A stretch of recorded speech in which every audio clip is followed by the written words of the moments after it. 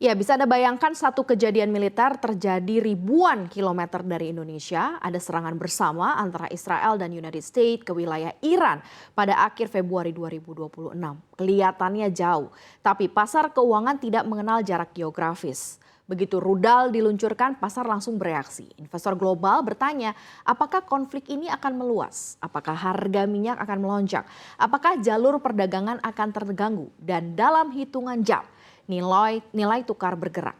Hari ini kita akan membahas perang secara militer. Kita tidak bahas perang secara militer. Kita membahas efeknya di layar Anda, di mana pasar keuangan akhirnya bergejolak, di mana dompet kita akan terpengaruh di sana. Kita akan melihat bagaimanakah shekel Israel, rial Iran, dan juga rupiah pastinya, dan bagaimanakah getarannya sampai ke Indonesia.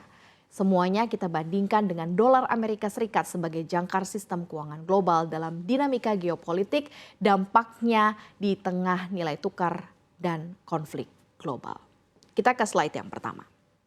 Secara teori, negara yang sedang berkonflik ini biasanya mata uangnya melemah. Nah, itu adalah logika klasik ya. Namun pasar sering tidak sesederhana itu. Setelah serangan terbaru, justru kalau kita lihat shekel Israel menguat sekitar 1,5% terhadap dolar Amerika Serikat. Kenapa? Ya karena pasar membaca situasinya berbeda. Investor melihat ekonomi Israel terutama untuk sektor teknologi dan pertahanan ini masih solid, menilai operasi militer tersebut terkendali dan tidak langsung menghancurkan stabilitas ekonomi secara domestik. Disinilah psikologi pasar ini bekerja. Nilai tukar bukan hanya soal perang atau damai. Ya, soal kepercayaan. Selama investor ini percaya bahwa ekonomi tetap berjalan, mata uang juga bisa tetap bertahan. Namun ini penting, penguatan ini rapuh jika konfliknya melebar. Reaksi pasar juga bisa berbalik sangat cepat. Dan volatilitas adalah harga dari ketidakpastian geopolitik. Bisa kita lihat ya positioning dari nilai tukar khususnya mata uang Israel terhadap dolar Amerika Serikat. Ya, di mana investor pun melihat masih ada optimisme karena mencatat bahwa setiap konflik yang memanas ini mata uang domestik Israel mengalami tekanan, tetapi yang terjadi saat ini justru malah mengalami penguatan.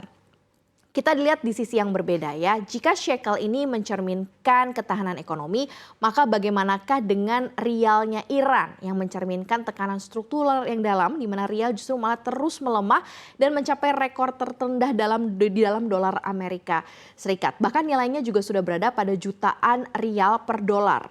Tapi ini bukan semata-mata karena serangan terbaru. Ini adalah akumulasi ya dari sanksi ekonomi yang sudah dialami oleh Iran internasional yang panjang, kemudian ada inflasi yang juga cukup tinggi, keterbatasan akses juga ke sistem keuangan global, dan adanya ketidakpercayaan investor ya, di mana pelemahan mata uang bukan sekedar angka di grafik, ini juga berdampak dari beberapa hal, yaitu adalah daya beli, harga barang impor, dan juga stabilitas sosial. Jadi kalau kita melihat angka kurs yang ekstrim itu bukan melonjak sesaat, itu adalah cerminan dari tekanan ekonomi jangka panjang yang sudah terjadi atau dialami oleh Iran karena memang dari sanksi internasional yang dialami. Sekarang pertanyaannya, apa hubungannya dengan kita? Indonesia kan tidak terlibat langsung ya dalam konflik tersebut. Namun pasar global terhubung. Ketika konflik memanas, investor masuk ke mode risk off. Artinya mereka menjual aset negara berkembang dan pindah nih ke aset-aset lain seperti dolar dan juga emas. Akibatnya rupiah ikut tertekan. Kalau kita lihat dalam posisi saat ini ya, di awal Maret 2026 rupiah ini melemah hingga ke kisaran 16.800 hingga 16.900 per dolar Amerika Serikat. Bukan karena fundamental Indonesia tiba-tiba memburuk, tapi karena memang sentimen global berubah. Jadi hubungannya sekarang kalau kita kaitkan rupiah terhadap shekel ini bukan hubungan langsung ya, dia terhubung di positioning saat ini itulah melalui dolar Amerika Serikat. Ya, ini sebagai pusat gravitasi sistem keuangan negara secara keseluruhan. Positioningnya kalau misalnya kita kaitkan sekarang tidak langsung secara related antara shekel dan juga rupiah. Tapi kalau kita lihat di posisi selanjutnya bagaimanakah rupiah terhadap rial Iran. Banyak orang yang melihat data dan terkejut. Karena ternyata 1 juta rupiah ini tuh setara dengan puluhan juta rial. Sekilas sih seperti kayak rupiah kuat banget gitu, tapi ini ilusi nominal. Karena nilai besar itu bukan karena rupiah luar biasa kuat, melainkan karena memang rialnya mengalami depresi ekstrim selama bertahun-tahun dalam ekonomi ya. Dimana kalau kita lihat dalam ekonomi angka besar tidak selalu berarti kuat. besar juga ya. Kita harus melihat stabilitas inflasi fundamental ekonomi, kemudian juga kepercayaan pasar, dan dalam konteks ini perbandingan nominal seringkali menyesatkan jika tidak diberi konteks secara keseluruhan. Nah, lalu apa yang bisa kita lihat dari apa yang terjadi sekarang? Kita akan rangkum penyebab utamanya. Pertama, kalau kita lihat dari sentimen resiko global. Ketika adanya konflik yang berkepanjangan atau meningkat, pasar ini menghindari resiko. Negara berkembang biasanya juga menjadi korban pertama arus keluar modal. Yang kedua nih ya, harga minyak Timur Tengah adalah pusat energi dunia. Jadi ketika konflik meningkat, ya ini harga minyak begitu ya, lonjakan dari harga minyak ini menjadi salah satu penyebab awal Indonesia sebagai net importer energi terkena tekanan tambahan pada neraca perdagangan dan juga subsidi energi. Kemudian ada arus modal yang keluar, di mana investor asing menarik dana dari pasar obligasi, dari pasar saham negara berkembang untuk mengurangi resiko.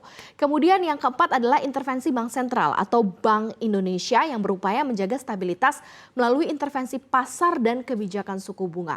Namun tekanan global tetap terasa. Jadi rupiah bukan melemah karena berdiri sendiri ya, dia bergerak dalam sistem global yang saling terhubung satu sama lain.